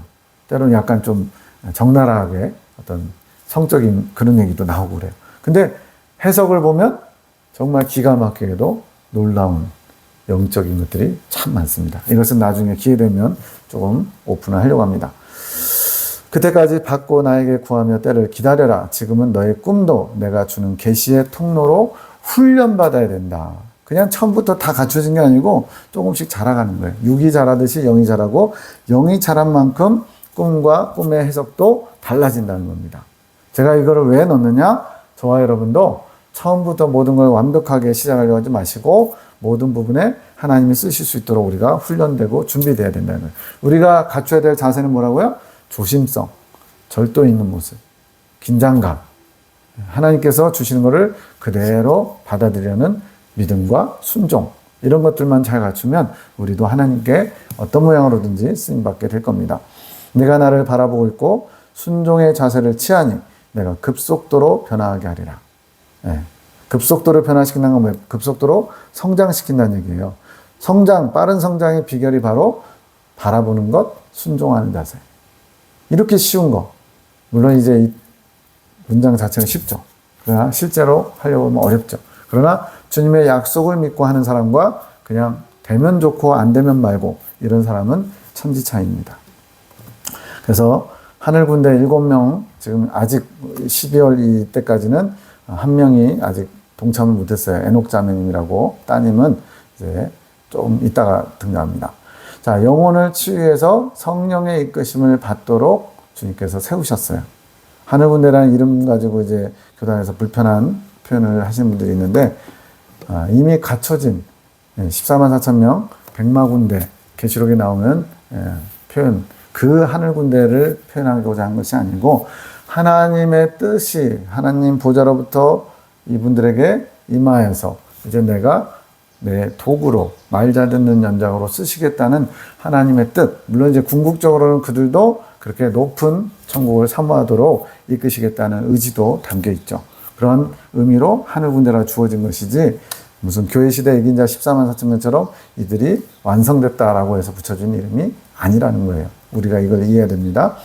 자, 송 원장님은 주 계시자인데 주 계시라는 것은 주님께 직접 음성과 영음이라든가 환상이라든가 꿈이라든가 또 여러 가지 영적 세계에서 일어나는 지옥에서 일어나는 그런 음성들도 듣고요. 천국에서 일어나는 음성도 듣고요. 다른 사람의 심령의 소리도 듣고요. 굉장히 처음에 다양하다가 나중에 이제 보충 계시자들이 어느 정도 성장하면서 역할을 감당하니까 그 역할이 축소됐어요. 어쨌든 가장 중요한 거는 길을 내는 자. 길을 낸다는 건 무슨 말이냐면 이제 영어로는 패스파인더라고 하는데 개척자입니다. 개척자. 파이오니아. 한 번도 안 가본 또 누군가는 갔지만 현재 우리가 속해 있는 또는 그 범위 내에서는 알지 못하는 그 길을 내는 자. 길을 내는 자가 어려울까요? 쉬울까요? 어떻게 보면 제일 어려워요. 왜? 한 번도 가보지 않은, 예를 들어 여기 사는 사람이 한 번도 한국 땅을 벗어나지 않았는데 미국에 가서 새로 이민해서 정착을 해야 돼요. 그럼 뭐 알아봐야 될 것도 엄청 많고 조심해야 될 것도 엄청 많고 준비해야 될 것도 엄청 많겠죠. 지금이야 정보가 발달했지만 마치 옛날 조선시대 때 한 번도 안 가본 땅에 간다면 얼마나 어렵겠어요. 길도 모르고. 근데 길을 내는 자로 송 원장을 세우셨다는 거예요. 두 번째로 임 전사님은 이 하늘 군대를 대변하는 자, 즉 외부 사람들에게 하늘 군대가 하는 일들을 소개하고, 저도 어떻게 보면 지금 대변자 역할도 조금 하고 있는 거예요. 방법은 좀 다르지만 이런 온라인 강의를 통해서. 그리고 계시가, 하나님의 계시가 이제 서로 나누는데 매일 저녁 모여서 주님이 주신 이 메시지들을 같이 깊이 나눕니다. 그럼 놀라운 보화들을 발견하게 되는데 그것을 종합적으로 해석해주고 이렇게 더 견고하게 하는 일을 하십니다. 이거를 주님은 양식을 만든다 그래요. 지금 이 계시 자체가 우리 영혼의 양식입니다. 다음 시간 영상 특강 10번에서 다룰 건데 양식을 만들어요. 양식. 이 양식을 만들어서 필요한 사람들에게 공급해주는 그런 역할을 하고요. 박 집사님은 보충 계시, 꿈을 꾸고 또 꿈을 해석하고 다른 사람의 꿈까지도 의뢰를 하면 꿈을 해석해줘요. 근데 그 꿈들이 기가 막힙니다. 전혀 상상도 할 수 없는 그런 해석들. 근데 맞다라고 동의할 수밖에 없는 깊은 것들이 있습니다. 이거를 주님은 집을 세우는 자. 여기가 전체가 하나님이 사용하시는, 일하시는 집이죠. 그리고 에녹 자매는 보충 계시 환상으로, 이 자매님은 또 환상이 많이 열리는데 또 다른 사람의 환상도 해석할 수 있도록 예수님이 직접 해석해 줍니다. 이거를 아름다운 꽃을 피우는 자, 마치 이렇게 예쁜 집에 보면은 화단이 예쁘게 꾸며져 있잖아요. 그처럼 아름다운 꽃을 피우는 자. 그래서 사랑의 노래라는 별명도 갖고 있습니다. 그리고 동생이 어려요. 지금 2020년이면 6살인데 6살 사무엘 어린 동생을 돌보는 일. 엄마가 돌봐야 되는데 엄마가 이제 하나님의 일을 하나 바쁘니까 이제 미용실을 일하던 자매님이 그만두고 하나님의 뜻 따라 그만두고 신학교를 또 얼마 동안 다녔고요. 이제 사무엘을 돌보고 있습니다. 근데 이 사무엘이 보통 얘기가 아니에요. 좋게 말하면 아주 야곱과 같은 영적인 욕심이 있고 또 순수함이 있고요. 또 조금 이제 육적으로 말하면 말을 많이 안 들어요. 힘들게 해요. 그렇지만 이걸 감당하면서 에녹 자매는 성화되어 갑니다. 그래서 성인들의 예화를 보면은 주방에서 식기 닦다가 성인 되신 분도 있고요. 마당에서 빗자루질하다가 성인 되신 분도 있고요. 종교계 가느라고 맨날 이렇게 영적인 싸움 앞장서서 싸우다가 성인 되신 분들이 있고요. 이 에녹 자매님은 동생 돌보느라고 그만큼 이 한 사람을 돌보기 위해서 이 동생을 감당하려면 3명 정도 필요한 것 같아요. 실제로 그 에버랜드에 한번 간 적이 있대요. 이 사무엘하고 이 한 명을 감당하는데 삼촌이랑 뭐 다 3명이 매달렸는데 사무엘은 여전히 팔팔하고 나머지 3명은 다 녹초가 되고 그래서 한 명을 3명이 감당 못하는 얘기도 들었습니다. 어쨌든 간에 서로 있게 하는 자, 또 도움을 주는 자 그렇게 감당하고 있어요. 그 다음에 김 지사님 남편이신데 치유 사역 그래서 그 손을 하나님이 사용하셔서 치유를 하시는데 1차적으로는 육체적인 치유입니다. 그러나 좀 더 나아가서 더 발달하면 이제 영혼의 상처나 아픔도 치유할 수 있는 그런 것도 할 수 있을 것 같아요. 그래서 울타리를 친다. 이렇게 보호의 울타리를 치는 그런 역할. 그리고 송 집사님은 남동생인데 귀신 축사, 악한 영들이 우리의 생각보다 엄청 많이 활동합니다. 더 말세가 되면 될수록 더 많이 악한 영들이 활동해요. 심지어는 전혀 귀신하고 상관없을 것 같은데도 마귀가 역사하는 것들. 그래서 막 그런 귀신의 활동을 많이 이제 보게 되는데 그것을 축사로서 쫓아내는 말 그대로 중보사역이죠. 중재사역이라고 할 수 있고 그래서 치안을 담당하는 자. 우리로 말하면 경찰 같은 그런 거죠. 악한 영들이 접근하지 못하도록 또 들어온 악한 영들을 쫓아내는 그런 일을 감당합니다. 이제 막내 사무엘은 이제 지금은 10살이고 이 당시 6살인데 꼬맹인데 영안이 열리고요. 영적인 상황들을 알게 됩니다. 그래서 그런 것들을 주변 사람들에게 전달함으로써 하나님이 이렇게 지금 하고 계시는구나 라는 것을 영적인 상황을 보고 증언하는 그런 증인으로 삼으셨습니다.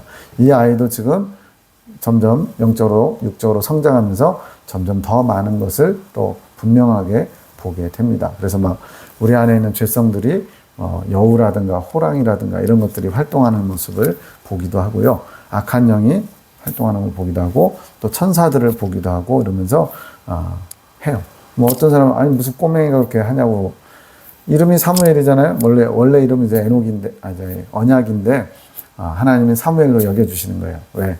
사무엘처럼 내가 어린아이 때부터 내 보호와 또 내 눈동자처럼 사랑하시면서 직접 이 아이를 영적으로 키우겠다고 하나님이 말 그대로 이 가정의 복으로 허락하셨으니까. 믿던 안 믿던 저는 그것을 다 지켜보고 있습니다. 마지막입니다. 하나님을 사랑하는 자, 곧 그 뜻대로 부르심을 입은 자들에게는 모든 것이 합력하여 선을 이루느니라. 아멘. 하나님은 당신 혼자 모든 걸 하실 수 있지만 모든 걸 혼자 하시지 않습니다. 하나님의 사랑하는 종들, 참 종들, 선지자들 통해서 당신의 뜻을 이루시고요. 또 혼자서, 선지자 혼자서 모든 걸 감당하는 게 아니고 각자에게 주어진 역할을, 사명을 주셔서 합력하여 선을 이루게 하십니다. 그래서 저도 또 이 말씀을 듣고 있는 여러분들도 하나님이 나를 뭘로 사용하기 원하시는지 작은 소사명이 있고요. 또 대사명이 있어요. 어쨌든 대사명은 나중에 생각하시고 그 지금 현재 상황에서 주님이 내게 원하시는 사명, 주님의 뜻을 이루고자 하는 게 뭔지를 빨리 발견할수록 유익합니다. 영적으로 성장도 빠르고요. 또 하나님께 더 많은 영광과 기쁨을 드릴 수가 있습니다. 오늘 영상 9번째 강의는 여기서 마치겠습니다. 감사합니다.